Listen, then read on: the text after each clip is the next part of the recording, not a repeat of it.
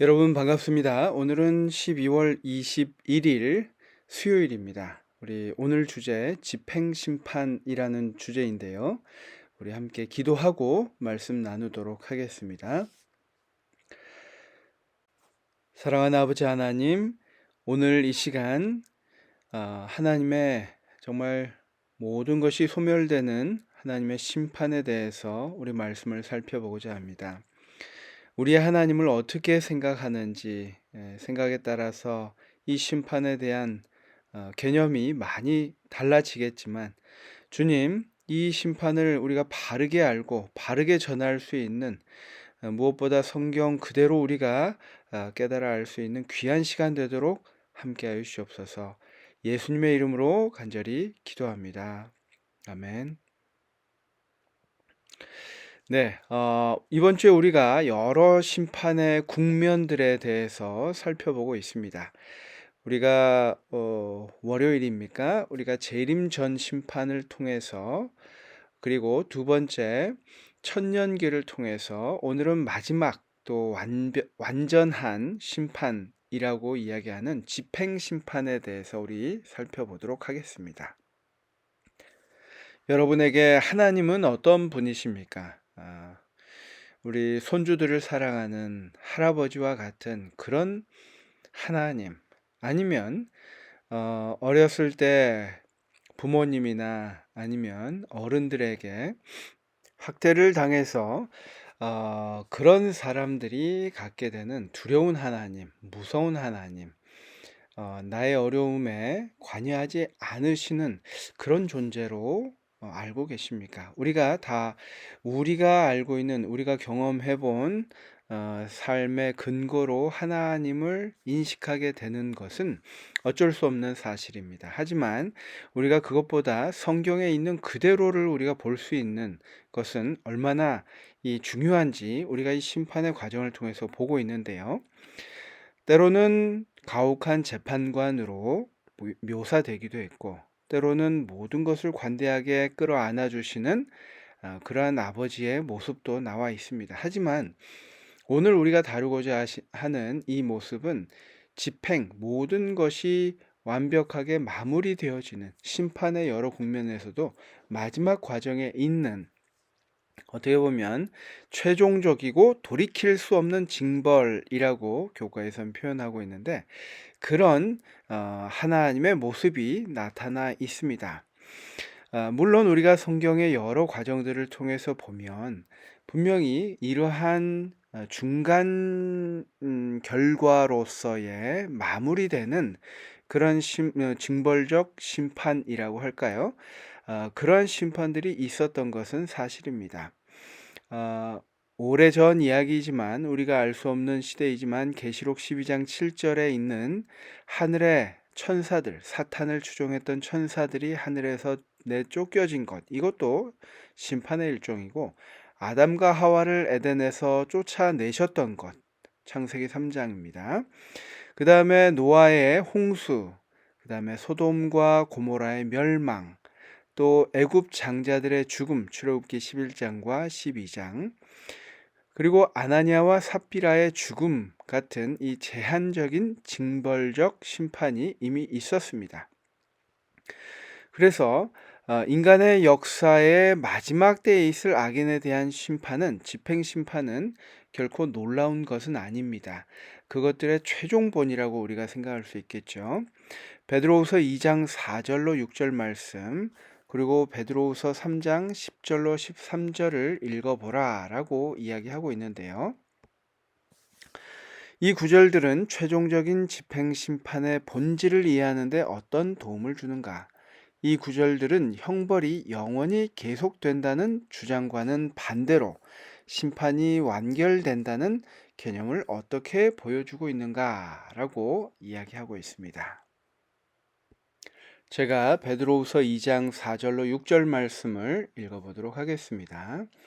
하나님이 범죄한 천사들을 용서하지 아니하시고 지옥에 던져 어두운 구덩이에 두어 심판 때까지 지키게 하셨으며, 옛 세상을 용서하지 아니하시고 오직 의를 전파하는 노아와 그 7 식구를 보존하시고 경건하지 아니한 자들의 세상에 홍수를 내리셨으며 소돔과 고모라 성을 멸망하기로 정하여 제가 되게 하사 후세에 경건하지 아니할 자들에게 본을 삼으셨으며 한 단락단락 심판이 이루어졌고 그것이 완결되는 그러한 모습들을 보여주고 있습니다. 특별히 이 원고 12권에 있는 교재로 돌아와 보면요, 이 말씀을 한번 보겠습니다. 당신의 백성들을 향한 하나님의 선하심과 오래 참으심, 인내와 자비가 그분의 명령에 불순종한 죄인에 대한 하나님의 심판을 가로막지 않을 것이다. 하나님의 선하심이 이제 더 이상 있지 않는 마지막 완결 심판이라는 것입니다. 사람은 하나님의 거룩한 율법을 범하는 죄인일 뿐이며 그들은 당신의 아들을 죄인들을 위해 내어주시는 하나님의 큰 희생을 통해서만 용서받을 수 있다. 왜냐하면 그분의 율법은 변할 수 없기 때문이다. 사람은 하나님께서 하시는 일에 대해 아무런 주장도 할 수 없다. 여기에서는 이제 예수님을 통해서 주어진 의의 옷을 입은 사람들, 이제 그것들을 거부하고 내 삶 속에 자리 잡은 죄를 버리지 않고 끝까지 그 죄와 함께 있던 사람들은 그 죄로 인해서 자신의 모든 것이 이제 소멸되고 마는 마지막 심판을 당하게 될 것이다 라고 이야기하고, 그것이 하나님의 사랑과 공의를 나타내는 현장이 될 것이다 이야기합니다. 이것이 하나님의 사랑이라고도 우리가 이야기할 수 있습니다. 왜냐하면 죄인이 죄를 가지고 끊임없이 산다는 것 자체가 불행이고 또 그 자체로 엄청난 고통이기 때문에 어떻게 보면 이것이 사랑과 공의를 드러내는 이 모습이라고 우리가 볼 수 있습니다. 하나님께서는 인류를 영원히 잃어버리지 않기 위해 당신께서 하실 수 있었던 모든 일을 하셨다. 엄청난 대가를 치르기를 마다하지 않으셨다. 구원받지 못한 자들은 결국 그런 불행한 최후로 이끄는 길을 스스로 선택한 것이다. 하나님께서는 얼마나 많은 기회를 우리에게 베푸셨고 또 자비를, 은혜를 우리에게 주셨지만 결국 그 길을 선택한 것은 본인의 책임이 될 것입니다. 구원받지 못한 자들에 대한 하나님의 심판이 사랑의 하나님의 품성과 어울리지 않는다는 생각은 전적으로 잘못된 것이다. 정의를 요구하는 것이야말로 하나님의 사랑, 오직 사랑이심을 나타내 보여준다. 여러분, 그래서 우리가 하나님께서 우리에게 베푸신 십자가의 사랑을 정말 매일 묵상하는 것이 얼마나 중요한지 여기서 다시 한번 깨달을 수 있습니다. 하나님은 끊임없이 영원토록 우리의 죄에 대하여 관용을 베풀지 않으실 것입니다.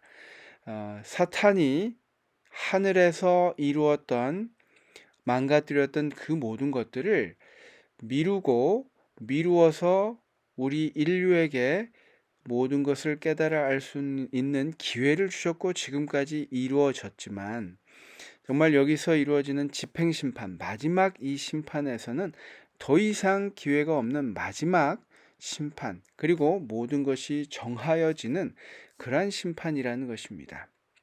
적용해 그대의 구원을 위해 지금 이 순간에도 끝까지 포기하지 않으시는 하나님의 사랑에 어떻게 반응해야 할까요? 하나님을 기쁘시게 하는 삶의 모습은 어떤 것일까요?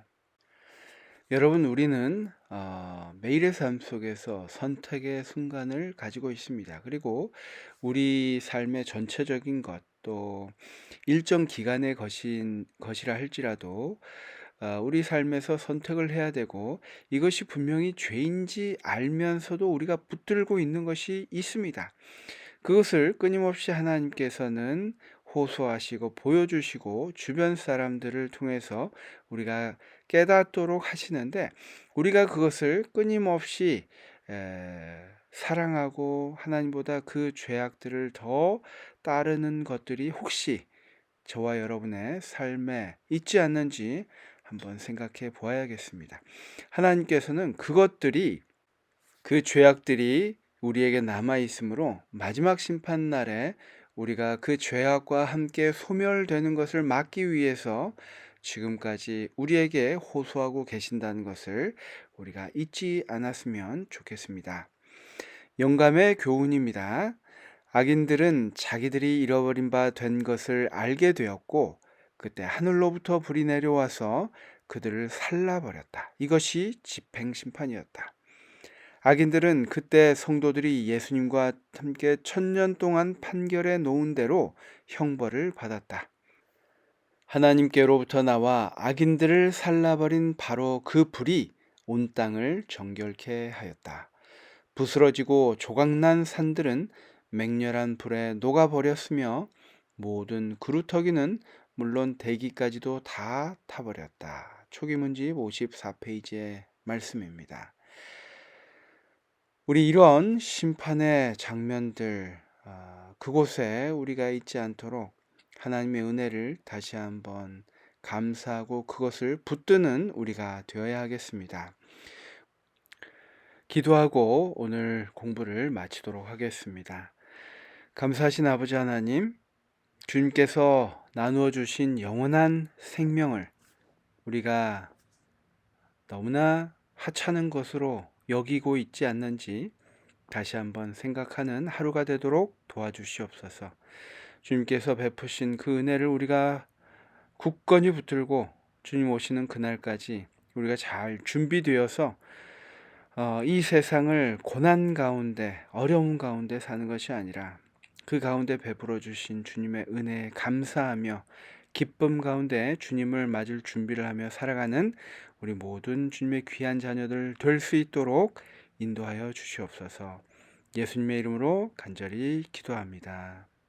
아멘. 내일은 우리 둘째 사망이라는 주제를 공부하게 됩니다. 어떻게 보면 이 여러 국면 속에서 마지막 이 모습인데요.